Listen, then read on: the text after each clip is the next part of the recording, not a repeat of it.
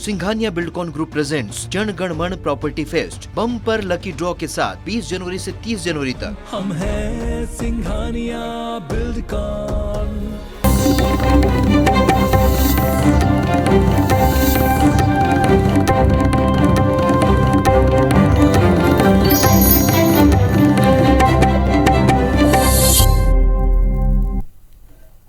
नमस्कार, मैं हूं आकांक्षा और आप देख रहे हैं IBC 24। मध्य प्रदेश से जुड़े हमारे इस खास बुलेटिन में आप सभी का स्वागत है।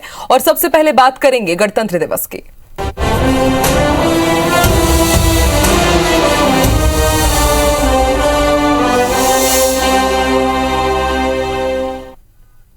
तो इंदौर में नेहरू स्टेडियम के गणतंत्र दिवस पर आज कार्यक्रम का आयोजन किया गया।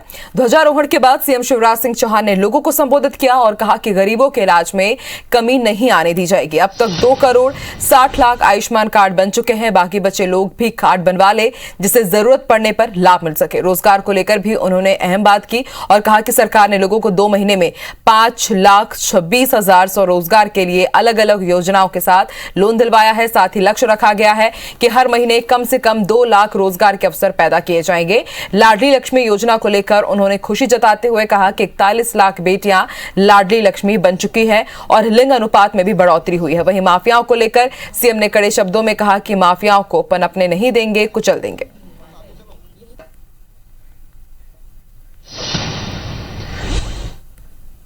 दो करोड़ 60 लाख आयुष्मान कार्ड मध्य प्रदेश में बन चुके हैं।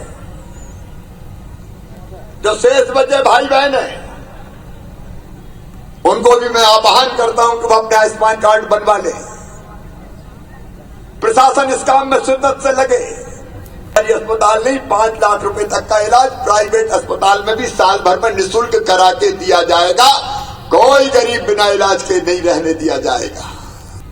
हमने तय किया था 1 लाख रोजगार हर महीने देंगे, लेकिन मुझे प्रसन्नता है कि 2 महीने में हमने 5,26,000 लोगों को स्वरोजगार के लिए अलग अलग योजनाओं से ऋण दिलवा के उनकी आजीविका की गाड़ी पटरी पे लेके आए थे। मैं कहना चाहता हूं प्रदेशवासियों से, हर महीने कम से कम 2 लाख रोजगार के अवसर पैदा किए जाएंगे। बेटियों के कल्याण में हमने एक नया इतिहास रचा है। मैं आज खुशी से प्रसन्नता के साथ बताना चाहता हूं, लाडली लक्ष्मी योजना 40 लाख बेटियां लाडली लक्ष्मी बन चुकी है। माफिया चाहे किसी भी प्रकार का हो, मध्य प्रदेश की धरती पर कुचल दिया जाएगा।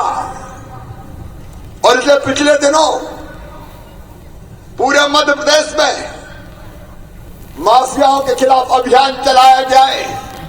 मध्य प्रदेश की धरती पर हमने इनको कुचल के समाप्त करने का फैसला किया है। वहीं गणतंत्र दिवस पर प्रदेश कार्यालय में प्रदेश अध्यक्ष और पूर्व मुख्यमंत्री कमलनाथ ने तिरंगा फहराया। इस दौरान बड़ी संख्या में कांग्रेस कार्यकर्ता और वरिष्ठ नेता मौजूद रहे। कमलनाथ ने प्रदेशवासियों को गणतंत्र दिवस की बधाई दी और स्वतंत्रता संग्राम सेनानियों को याद किया। प्रदेश के सभी जिला मुख्यालय पर कांग्रेस जिला कमेटी ने तिरंगा फहराया और प्रदेश अध्यक्ष कमलनाथ के संदेश का वाचन हुआ।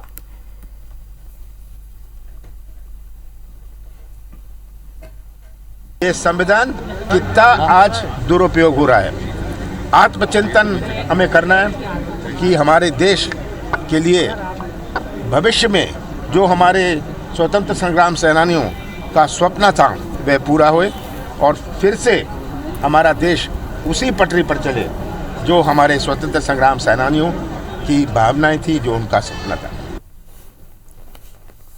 भोपाल में गणतंत्र दिवस के अवसर पर कई कार्यक्रमों का आयोजन किया गया। इस मौके पर आधा किलोमीटर लंबा तिरंगा लेकर भी पदयात्रा निकाली गई। बजरंग मार्केट से बरखेड़ा पठानी तक निकाली गई इस तिरंगा यात्रा में भोपाल सांसद प्रज्ञा ठाकुर समेत बड़ी संख्या में लोग शामिल हुए। इस दौरान प्रज्ञा ने कहा कि तिरंगा देश की शान है। युवा आज देशभक्ति के रंग में रंगा हुआ है। ऐसे में इस पवित्र यात्रा का हिस्सा बनना गर्व की बात है।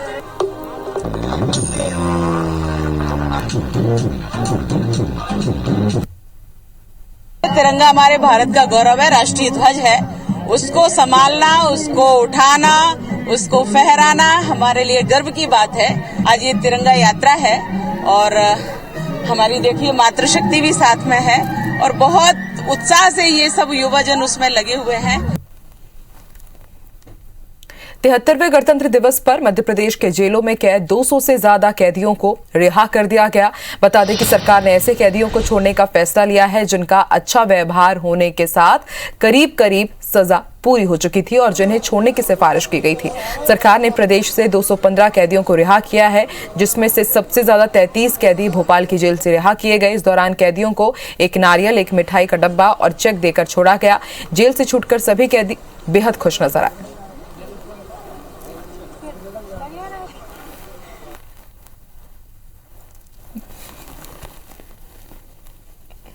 मध्य प्रदेश शासन के आदेशानुसार 33 कैदी इस जेल से रिहा किए गए हैं। उसमें एक महिला कैदी भी है और अधिकांश कैदियों के घर से उनके परिवारजन आ गए थे, उनको हमने उनके सुपुर्द किया है।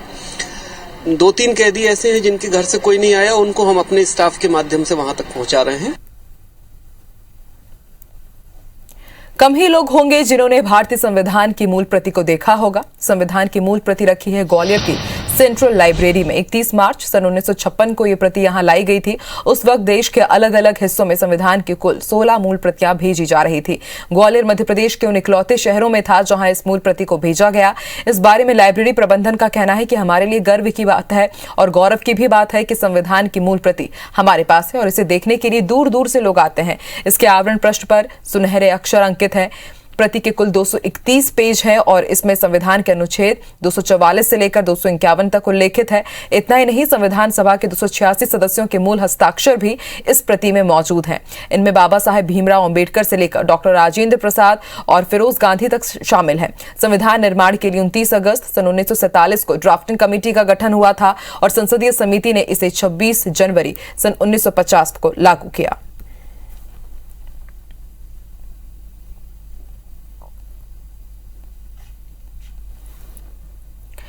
मिशन साल 2023 की तैयारियों में जुटी मध्य प्रदेश बीजेपी ने 51% वोट शेयर बढ़ाने के लिए अब तक का सबसे बड़ा अभियान बूथ विस्तारक अभियान चलाया है। यह अभियान 20 जनवरी से शुरू हुआ जो कि 30 जनवरी तक चलेगा। अभियान में पार्टी का सबसे ज्यादा फोकस उन सीटों पर है जहां बीजेपी कमजोर है और चुनाव नहीं जीतती।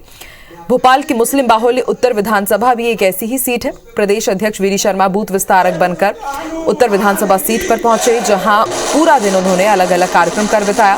वीडी शर्मा ने बूथ समिति प्रभारियों की बैठक में कहा कि जब बीजेपी सरकार की योजना हर वर्ग के लिए है तो फिर हम उत्तर सीट पर चुनाव क्यों नहीं जीत सकते।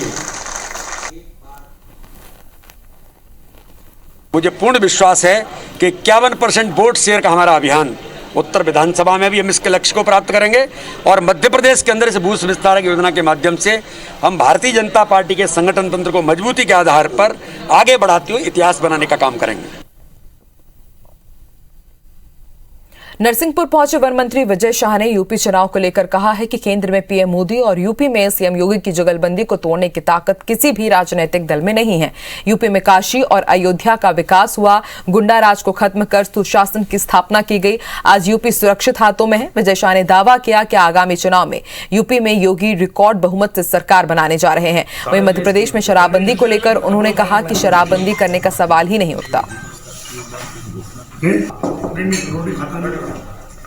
रोटी चावल जब तक गाड़ियों को ट्रैक्टर ट्राली, मैं समझता हूँ कि मान सम्मान स्वाभिमान और सुरक्षा और विकास, इन चारों पांचों पर हमारे योगी जी सफल सिद्ध हुए हैं और हमें विश्वास है कि यूपी की जनता योगी जी और प्रधानमंत्री का साथ देगी और हम ऐतिहासिक मतों से यूपी के चुनाव जीतेंगे। मध्य प्रदेश में 6 दिनों से अनशन पर बैठे मिर्ची बाबा ने आज अपना अनशन समाप्त कर दिया है।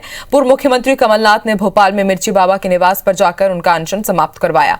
मध्य प्रदेश में गौवंश की दयनीय स्थिति को देखते हुए आज मिर्ची बाबा बीते 6 दिनों से अनशन पर बैठे हुए थे और आज उन्होंने अपना अनशन समाप्त किया। इस दौरान पूर्व मुख्यमंत्री कमलनाथ ने कहा कि उनकी सरकार ने प्रदेश में ऐतिहासिक गौशाला बनाने का काम किया। कमलनाथ ने कहा कि कांग्रेस अब इस लड़ाई को आगे लड़ेगी। मिर्ची बाबा प्रदेश में अलग अलग जगह जाएंगे और गौ रक्षा के लिए जागरूकता फैलाएंगे। कमलनाथ ने कांग्रेस कार्यकर्ताओं से इस लड़ाई को लड़ने की बात कही है। इस मौके पर पूर्व मंत्री पीसी शर्मा और कांग्रेस नेता नरेंद्र सलूजा भी मौजूद रहे। कमलनाथ के बयान पर पलटवार करते हुए मंत्री गोपाल भार्गव ने आरोप लगाया कि प्रदेश में कांग्रेस की सरकार में सबसे ज्यादा स्लॉटर हाउस खोले गए और गौशालाओं में चारे भूसे के साथ ही मूलभूत सुविधाओं की भी कमी थी।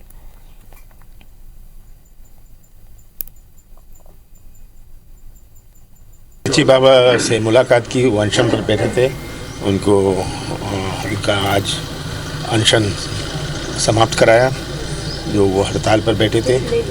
गौ रक्षा का सम्मान होए, गौ रक्षा अपने देश में को प्राथमिकता मिले, ये हम अपनी आवाज़ उठाएंगे और मिर्ची बाबा जगह जगह जाके ये संदेश देंगे। कांग्रेस पार्टी ने या कमलनाथ जी ने प्रदेश और देश में इसके पहले गायों के लिए कुछ भी नहीं कहा, बल्कि मुझे जहाँ तक जानकारी है सबसे ज़्यादा स्लॉटर हाउस और गौ हत्या के जो भी केंद्र हैं या जो कहना चाहिए स्लॉटर हाउस हैं, वो सबसे ज़्यादा उनके कार्यकाल में खुले हैं। गणतंत्र दिवस के मौके पर रीवा जिले के 2 अलग अलग जगहों में बम होने की सूचना मिलने से हड़कंप मच गया, जिसके बाद मौके पर पहुंची बम स्क्वाड की टीम ने बम को डिफ्यूज किया। दोनों बम मनगवा थाना क्षेत्र के 2 अलग अलग ओवरब्रिज के नीचे रखे हुए थे। बम के पास उत्तर प्रदेश के सीएम योगी आदित्यनाथ के नाम धमकी भरा पत्र भी लिखा मिला, जिस पर अब ओवरब्रिजों के नीचे मिले बम को उत्तर प्रदेश चुनाव से जोड़कर देखा जा रहा है। फिलहाल पूरे मामले की जांच की जा रही है। वहीं बम की इस घटना को रीवा के माध्यम से उत्तर प्रदेश चुनाव का माहौल खराब करने की साजिश भी माना जा रहा है।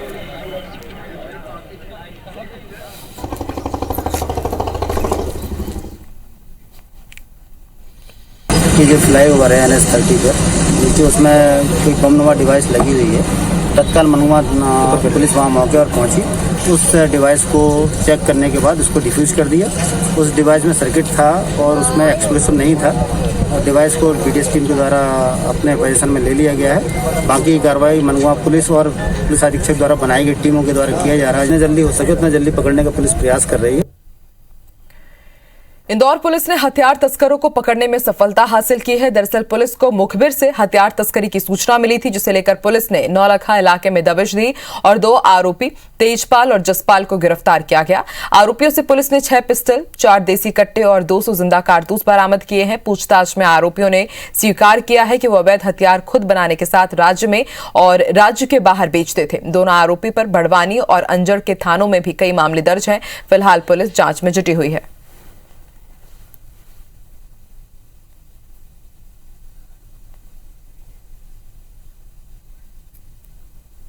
दो व्यक्ति अवैध हथियार बेचने का कार्य करते हैं। मुखबिर द्वारा बताए स्थान पर पूरा सर्च किया, देखा तो 2 लड़के जिनके पास में 6 पिस्टल थी और 4 कट्टे थे और 200 राउंड थे। तो जसपाल है और एक तेजपाल है। ये जसपाल है, इसके 8 पुराने आपराधिक रिकॉर्ड भी हैं। ये सातिर किस्म का बदमाश है और भी दूसरे के भी अपराध निकाल रहे हैं। दतिया जिले में रेत का अवैध खनन जारी है और प्रशासन हाथ पर हाथ धरे बैठा है।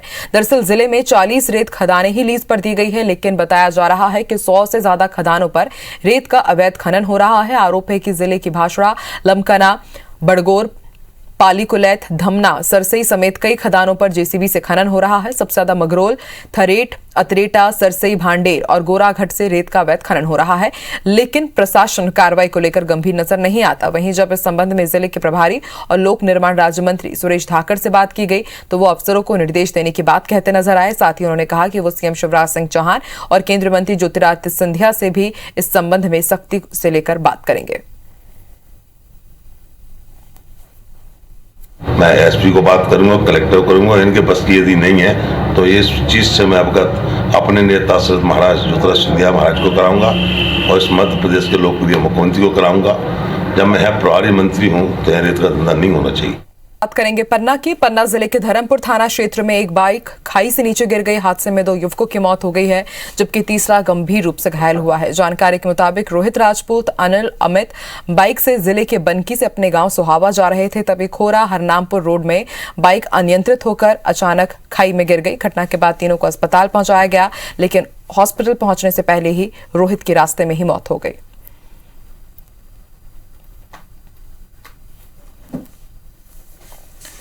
कटनी में निर्माणाधीन भवन का एक हिस्सा अचानक गिर जाने से 2 मजदूरों की मौत को लेकर जिला अस्पताल में परिजनों और मजदूरों के साथियों ने जमकर हंगामा किया और ठेकेदार पर कार्रवाई की मांग करते हुए शव ले जाने से इंकार कर दिया। हंगामा देख मौके पर पहुंचे पुलिस प्रशासन के अफसर पहुंचे और ठेकेदार पर कार्रवाई का आश्वासन देने के बाद मृतकों के परिजनों को शांत कराया। बता दें कि मंगलवार की शाम ये घटना हुई थी।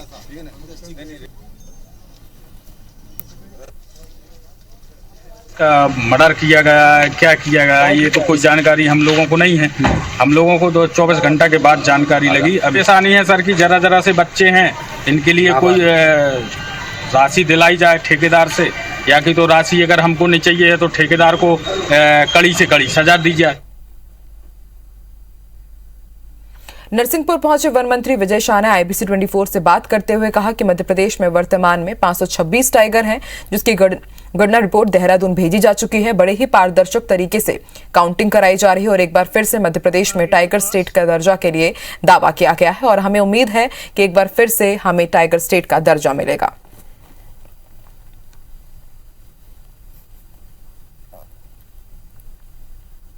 अभी हम लोग टाइगर स्टेट का दर्जा है, 526 टाइगर हमारे यहाँ पर हैं। अभी गणना होकर के देहरादून चली गई है। हम फिर दावा कर रहे हैं कि जब भी रिजल्ट आएगा हम मध्य प्रदेश में फिर टाइगर स्टेट का दर्जा प्राप्त करेंगे, ऐसे हमें पूरी उम्मीद है। क्योंकि गणना में इस बार पूरी तरह ज़्यादा से ज़्यादा पारदर्शिता दिखाई गई है। मध्य प्रदेश में कोरोना की तीसरी लहर भी जानलेवा साबित हो रही है। एक दिन में प्रदेश में 8 कोरोना संक्रमितों ने दम तोड़ दिया। इंदौर जबलपुर में 2, भोपाल छतरपुर विदिशा में 1 मौत की पुष्टि हुई है। इन्हें मिलाकर प्रदेश में 8 दिन के अंदर 41 संक्रमित जान गंवा चुके हैं।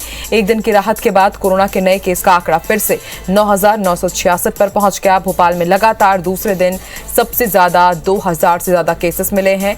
इंदौर के बाद शिवपुरी में भी ओमिक्रॉन के नए स्ट्रेन BA.2 की एंट्री हो गई है। यहां पर 5 संक्रमितों में यह स्ट्रेन मिला है।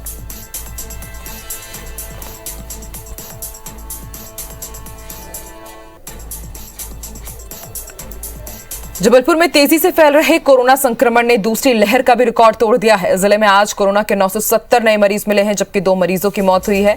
इससे पहले 8 अप्रैल साल 2021 को सबसे ज्यादा 946 कोरोना के केसेस मिले थे।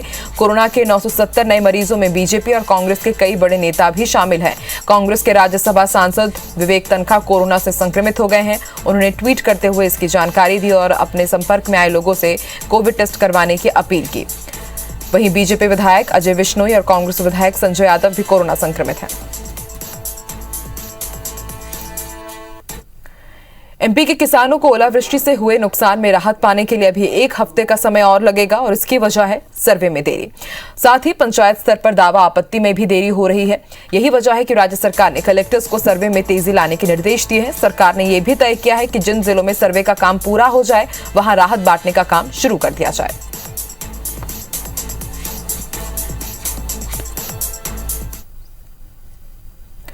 मध्य प्रदेश में न्यूनतम तापमान में लगातार गिरावट देखने को मिल रही है। राजधानी भोपाल शीतलहर की चपेट में है। बीते 48 घंटे से रात का पारा 5 से 6 और दिन का तापमान 19 डिग्री सेल्सियस दर्ज किया गया है। ऐसे में अब दिन में भी ठिठुरन बढ़ गई है। मौसम वैज्ञानिकों के मुताबिक रात का तापमान हल्का बढ़ने की संभावना है।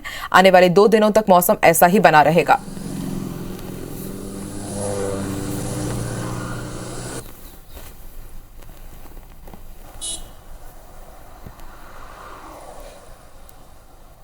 और इस बुलेटिन में फिलहाल इतना ही। आप देखते रहिए IBC 24। नमस्कार।